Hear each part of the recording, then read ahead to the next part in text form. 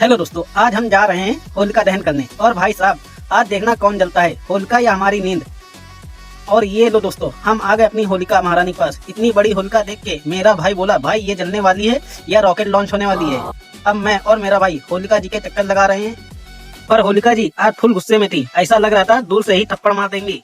मैं तुरंत बोला, होलिका जी माफ कर दो, नेक्स्ट साल से सीरियस हो जाऊंगा कंटेंट के लिए। पूजा खत्म और सब स्टार्ट होती है असली जंग। हम सब भाइयों पे रंग लगाते हैं और सब हमें भूत बनाने की पूरी प्लानिंग करके आए हैं। एक भी बोला, इसको पकड़ो, इसका चेहरा सफेद क्यों है। लेकिन दोस्तों, मैं इतनी आसानी से भूत नहीं बनता। मैं बोलता हूँ, भाई मेकअप लिमिटेड एडिकेशन है, धीरे लगाओ।